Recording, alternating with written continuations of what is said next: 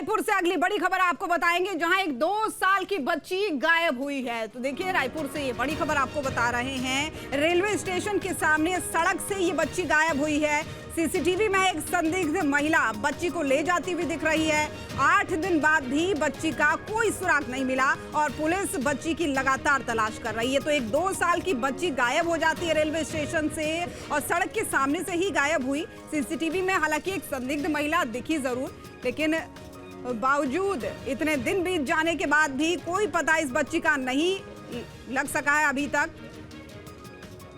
और इसी खबर पर हमारे सहयोगी अंकुश शर्मा हमारे साथ जुड़ चुके हैं। अंकुश, देखिए, इतने दिन हो गए, अभी भी बच्ची का कोई पता नहीं चल पाया है। कहां तक पहुंची है जांच?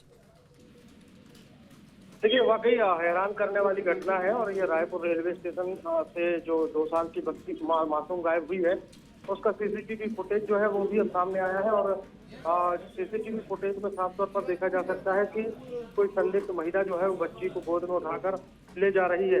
इस पूरे मामले की शिकायत रायपुर जीआरपी से भी की गई है। उसके बाद भी अभी तक जांच ही चल रही है। एफआईआर दर्ज होने के बाद तलाश की जा रही है, तलाश की बात भी कही जा रही है, लेकिन अब तक मासूम जो है वो मिल नहीं पाई है। पूरे घटनाक्रम के बारे में जो है ये जो पिता है, पिता के साथ अपनी बेटी आई हुई थी रायपुर, और कहा जा रहा है कि वो नशे में था। उसकी हालत को देखते हुए किसी महिला ने उसकी बच्ची को ले गई है।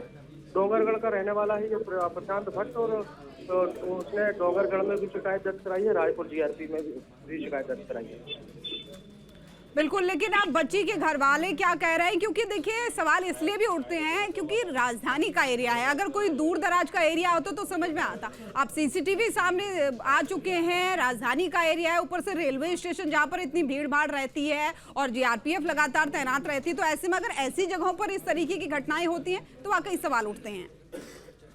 देखिए, बिल्कुल, वाकई सुरक्षा व्यवस्था को लेकर इसमें सवाल उठना लाजमी भी है, क्योंकि प्रदेश का कैपिटल है रायपुर। कैपिटल के रेलवे स्टेशन पर अगर मासूम जो है वो गायब हो गई, गायब होने के बाद उसका सुराग अब तक नहीं लग पाया। हालांकि इसका सीसीटीवी फुटेज भी सामने आया और उसके बाद भी बच्ची को अभी भी ढूंढ पाने में जीआरपी और छत्तीसगढ़ पुलिस जो है वो नाकाम है।